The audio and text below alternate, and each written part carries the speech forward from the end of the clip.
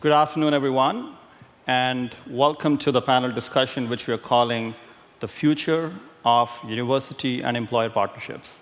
My name is Vivek Sharma. I'm the CEO of InStride, a learning service enterprise that achieves social impact through partnerships between employers and universities.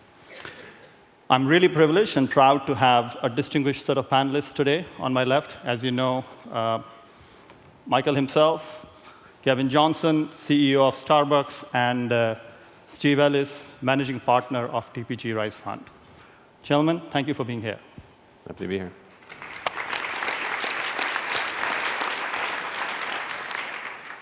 I want to start this conversation by a common question to each of you, which is, why is workforce education one of the most important topics for our society today? And Kevin, if I may start with you. Well, I think if we recognize that over the last 2 decades, the future of work has changed dramatically along with the digital revolution, and many of the jobs that lead to economic prosperity are grounded in intellectual property. They're different kinds of jobs, and I think clearly the educational systems have not adapted quickly enough, at least in this country, and so it becomes one of economic prosperity. It also becomes one of global competitiveness. And so I think if you look at it through that lens, amplifying the importance of educational systems and the relationship between education and business becomes more important.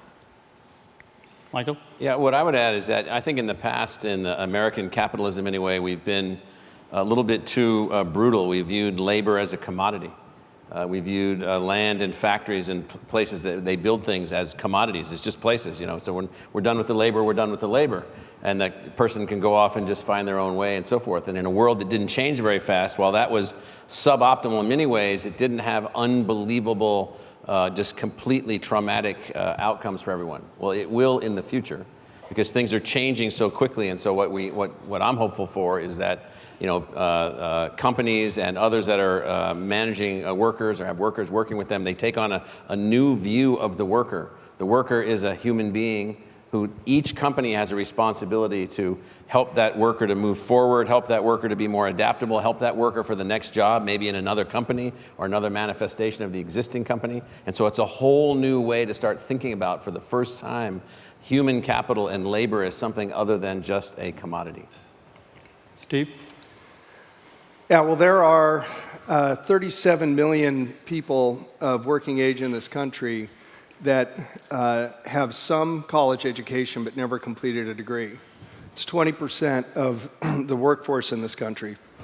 And if you think about it, the impact that a lack of completing a degree, whether it's an associate or a full 4-year degree, has on lifetime earnings, on the ability for people to provide for their families, in addition to being capable of being productive in this economy that now values a different set of skills than it did 10, 15, 20 years ago. Somebody has to take responsibility for bridging those tens of millions of people into the new economy. And the government's not going to do it. And I think it's the kind of partnerships that you'll hear a little bit more about, I'm sure, from both Kevin and Michael, that hold, I think, the real promise for making a difference, for making a real dent in what today is one of the primary sources of income inequality in this country. Thank you all. Kevin, I want to talk a little bit about the Starbucks College Achievement Plan, which we also call as SCAP. And for those in the audience who haven't heard of the program, this was started by Starbucks about 5 years back. This is providing Starbucks partners college-level degrees, online programs through Arizona State University. And to this date, about 12,000 learners are active and 3,000 graduates. And the best part of that is most of that comes with pretty much no out-of-pocket cost to the learners. So it's a truly, truly remarkable program. So first of all, Kevin, congratulations. Phenomenal impact. What was the thinking, what was the thought process 5 years back as Starbucks, frankly, took its decision, which was a little bit ahead of the time? Well, let me put some context around this. Starbucks was founded in 1971 with a single store in Seattle, at Pike Place Market. Today, we have over 30,000 stores in 78 markets around the world, and over 380,000 Starbucks partners. We call everyone who works for Starbucks a partner. 380,000 Starbucks partners who proudly wear the green apron. Much of what we focused on is creating opportunities for Starbucks partners. Opportunities for a job at Starbucks, to create lifelong learning skills. And it was about 5 years ago we observed the fact that we had many Starbucks partners who were struggling under loads of student debt to finish their education. Now, we as a company, we've always focused on taking care of our partners, starting with healthcare benefits at 20 hours or more a week. We call them partners because we give them equity in the company. We call it Beanstalk.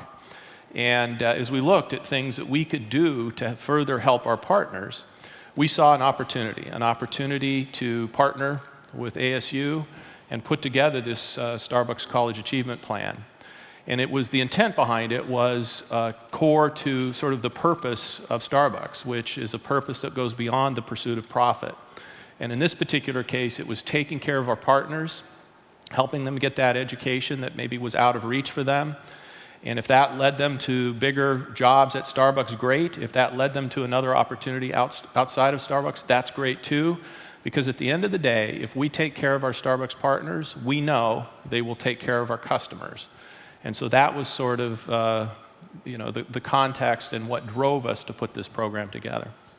And you've been on this for about 5 years now, so any big learnings that you would share on the way? Well, as you pointed out, we currently have 12,000 Starbucks partners who are enrolled in the program and taking courses at ASU.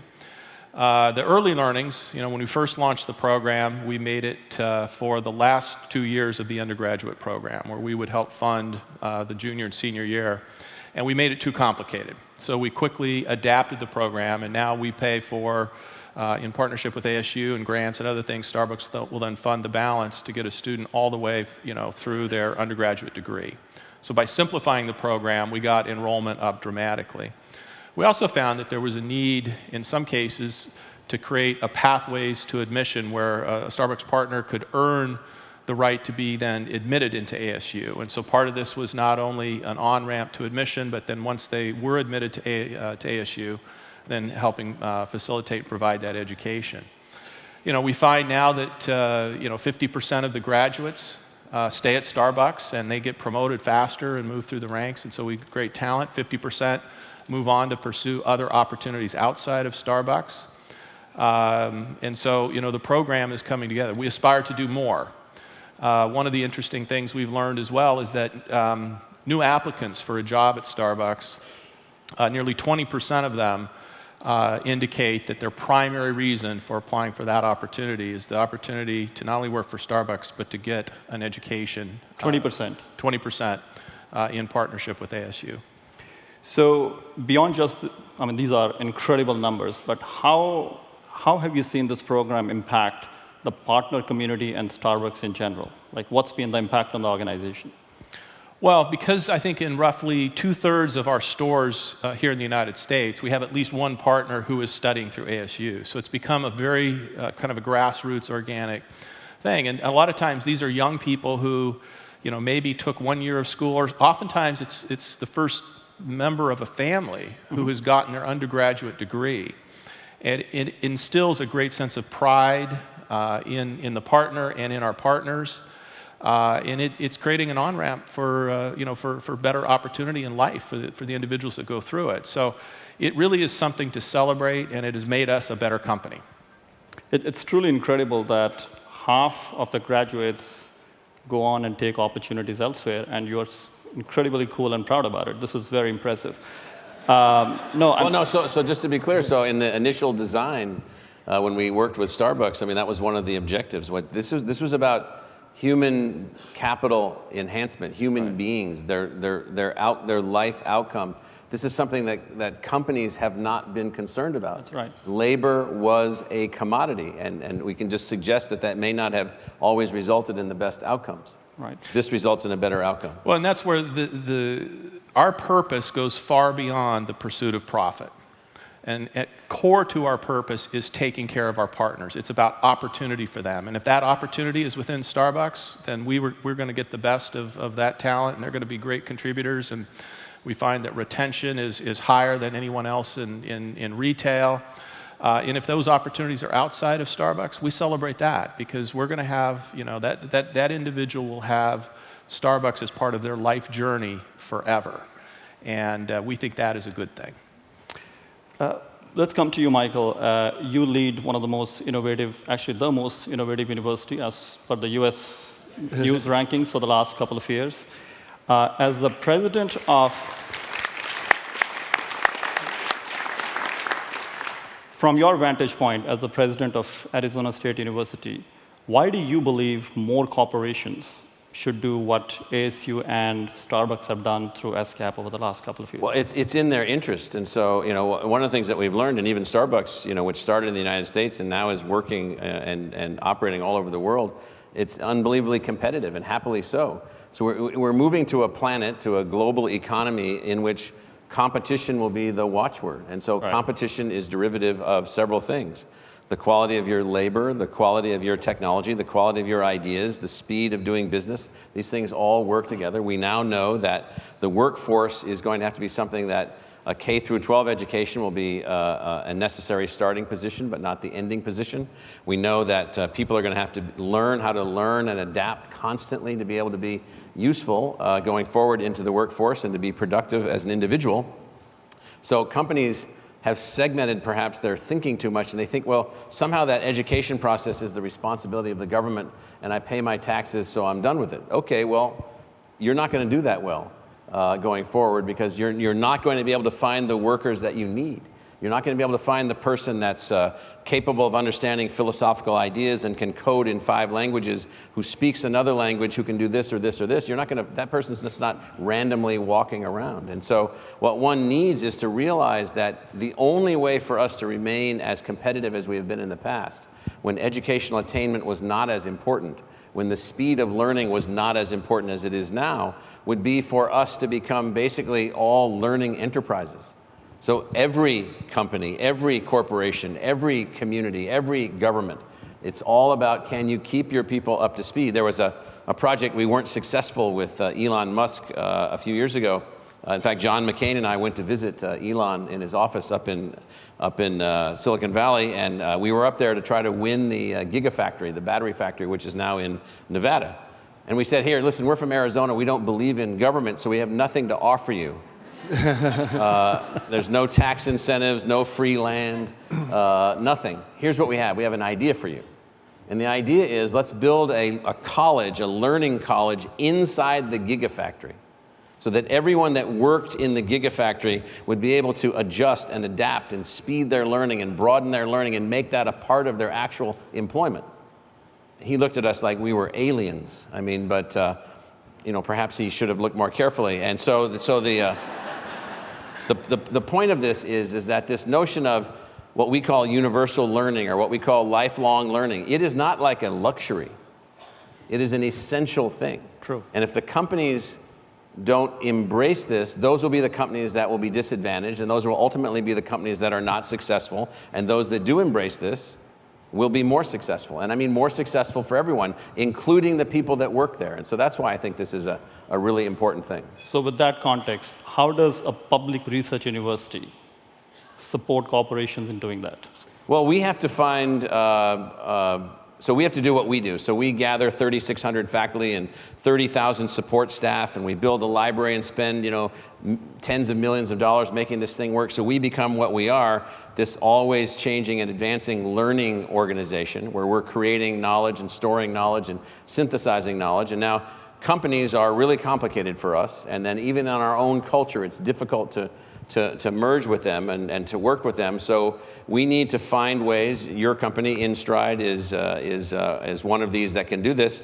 And so the notion is that we have to find ways to figure out how to work with companies in real time, connecting to real universities that are working in real time, through intermediary, or what we call boundary spanning organizations like InStride. And we have to find a way to make that work. And so we've learned how to do that with Starbucks in a very significant way, and then looking out, what we can see is how complicated that process is. And so it's a whole new way of thinking. Imagine we have to, if we're going to try to create learning organizations, and some people have tried this. They've tried to build learning organizations, and they pretend that the universities don't exist. Fatal error. How do you find a way to assume the universities do exist, and I'm trying to build a learning enterprise, and now I want to have them work together in some way where they can be compatible? Well, you need a transmission in there, and the transmission is this notion of building these mechanisms that allow these two kinds of organizations to work together.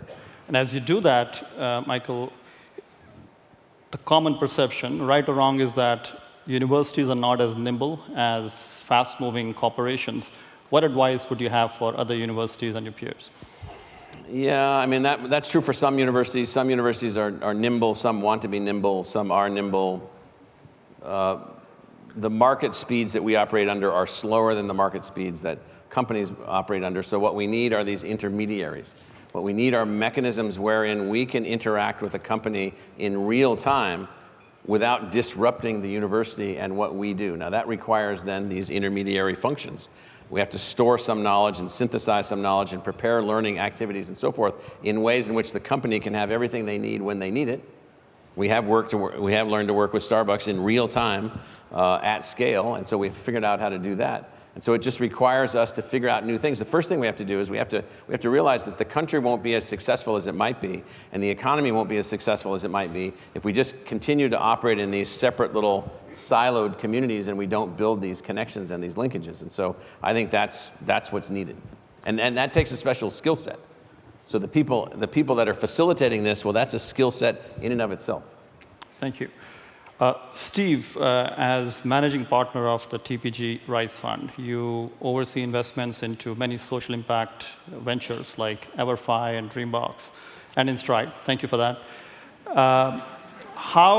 What do you see the role for the Rise Fund in bringing together universities and employers? Yeah, well, it's probably safe to say that this venture and what InStride is trying to do was really what the Rise Fund was created to do. And that is to take an idea that is embedded in the power of highly innovative public university and find a way to bring the benefits of everything that university has invested in and other universities around the country, around the world have invested in, to bring learning into the workplace, and to do it in a blended way that's highly effective, that's very low cost in its delivery, and can really manage this interface that Michael speaks to in terms of how universities work, how they develop their content, and what corporations need in order to create the kind of learning enterprise that is going to achieve the educational outcomes that Starbucks has shown are actually possible. So that means we've got to find a way to build a fit-for-purpose organization, a fit-for-purpose business. And that's really what TPG and the Rise Fund have spent the last 25 years doing. And so this was an opportunity in our eyes to pull together a world-class team being led by Vivek, supporting that team with all of the experience and the capabilities that we bring to bear for our companies to help them scale, accelerate growth, and deliver at a very high level.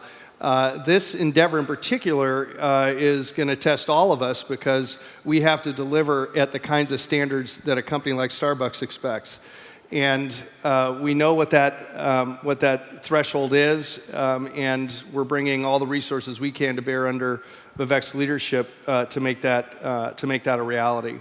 The great news is we have two founding partners in what both Starbucks and ASU have shown is possible. And frankly, without that example, I think this would have been a much more difficult enterprise. But we're excited to be out there working to demonstrate to others that what Starbucks did, while it is unique and special and extraordinary, it's something that other CEOs and other companies should aspire to do for all the reasons that Michael highlighted. And as we talk about social impact investments, how does the Rise Fund go about measuring and quantifying that? I think that's one topic that everybody wants to understand better. Because everybody's skeptical, Yeah. and they want to know what it means. That's right. Yeah, so when we sort of incubated the idea of the RISE Fund, really doing social impact at institutional scale globally, one of the things that we ran into right out of the chutes was the question of measurement. And so we spent the better part of 2 years, several $1 million and thousands of man and woman hours to develop a methodology in collaboration with a lot of the people in the impact investing world that allowed us to use hard evidence, hard third-party evidence that exists out there that proves the linkage between business outputs, social outcomes, and ultimately social outcomes, and a dollar value of impact to the world, so that we could go in and ex ante due diligence on a business, understand its inherent impact potential, then build KPIs, operating metrics that we actually integrate into how we run the businesses under our ownership, and then ultimately do an attestation, which is being done and audited by KPMG, that impact actually comes to fruition. And we held ourselves to what we felt was going to be an institutional standard, one that would stand the test of both academia and large institutional investors who are our limited partners, and expect us to have the same rigor around impact metrics that we have around financial metrics. So finally, what we did in order to ensure that this metric and this measurement methodology and this rigor could be shared more broadly in the impact industry is we actually started an independent organization, a public benefit corporation called Y Analytics, that is again, another fit-for-purpose organization that's both a PBC and a 501c3 that is meant to curate the development of the methodology that we've used so others can access it, and then sponsor research that fills the gaps in the evidence out there that help us understand how to draw that linkage, that very powerful linkage of impact that is going to allow more impact-oriented capital to flow to companies that are really making a big difference in the world. So our commitment to the whole measurement methodology, not just ex ante, not just while we own the companies, but hopefully attestation, we think will allow the flow of capital to accelerate to companies who are inherently impactful in what they do. And many of those companies, in fact, what we've learned in our 3 years doing this, is that education is one of the most productive ways to deploy impact capital in the world. Well, Steve, I'll sort of build on that and make it real at Starbucks.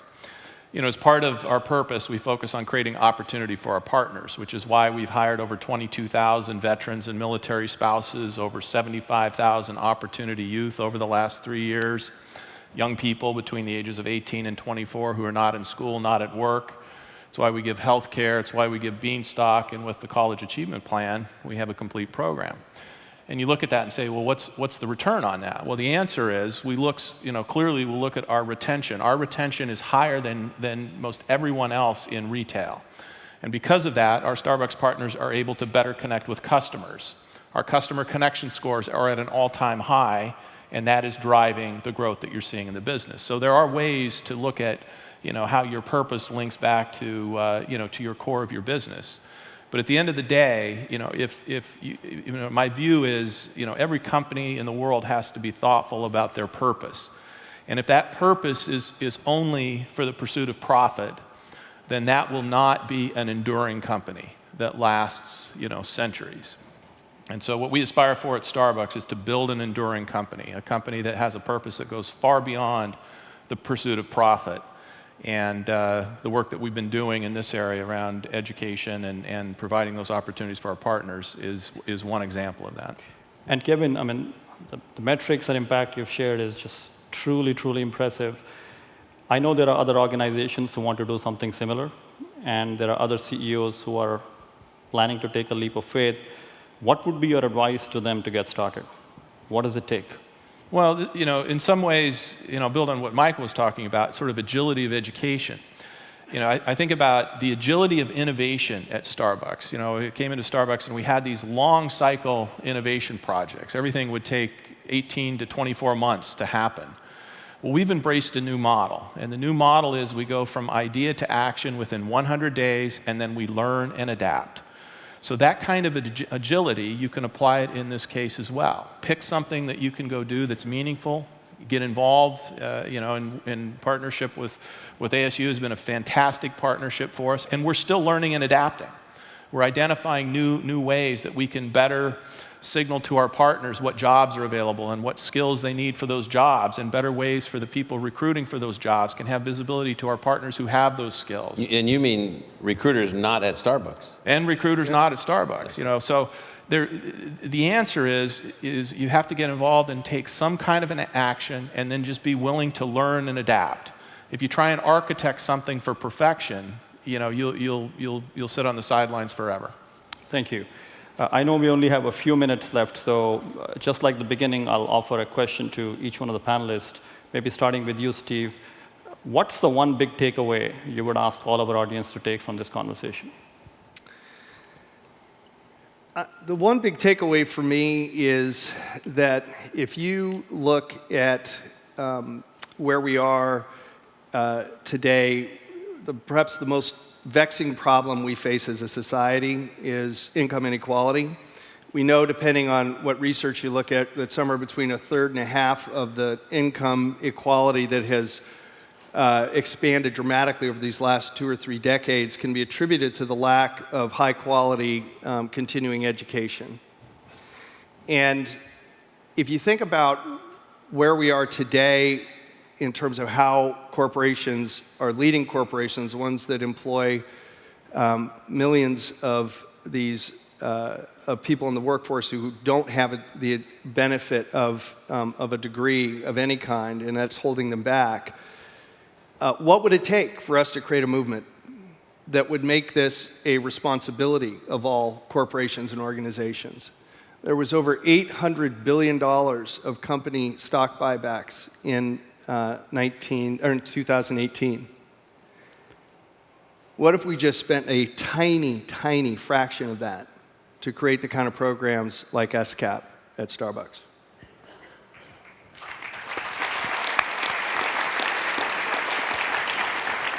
Michael? It's kind of funny, I think we all know, if not intimately know, that at the end of the day, it's all about whether or not we can help people to fulfill the totality of their potential. And we've decided somehow to use a 19th century model of thinking about the government setting up schools and sending children to schools, and then they leave the school, and then they might go to a government university, or if they have more money, they might go to a private university, and then when they're done with that, then they'll somehow go into the workforce, and after that, it's all over. Well, that model has run the entirety of its course. It's done. So then you think about, well, what do we do now? You can't go back to the government and say, I need you to invest hundreds of trillions of dollars in education across a person's entire life. That's not going to work. But you could say, why don't we make nearly every organization a learning enterprise? Why don't we surround people with opportunities to learn? And if we surround them with opportunities to learn and we stop judging them based on where they are, their age, or what kind of neighborhood they came from, or whether or not they could do this or that at 20 years ago, or whether or not they got a B in college algebra in 1980.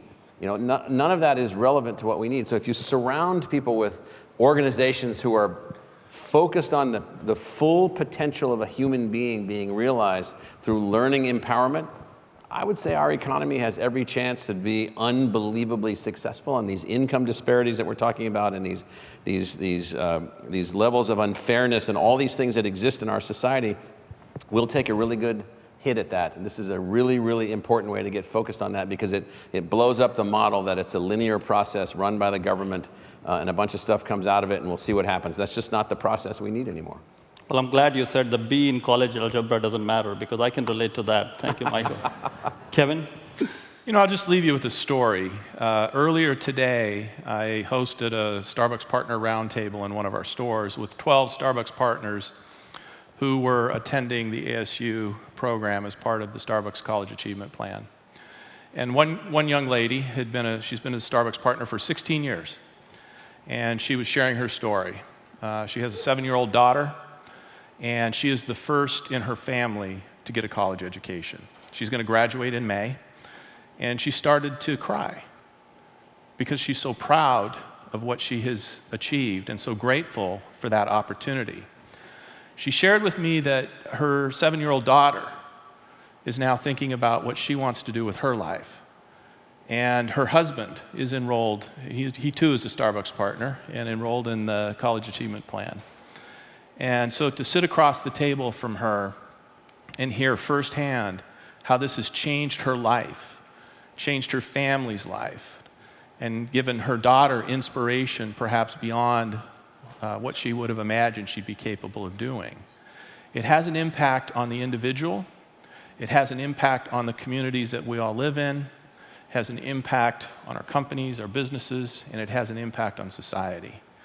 And so I'm a believer in embracing new ways of learning, creating opportunities for people, and I believe that great things happen when you do that. Thank you.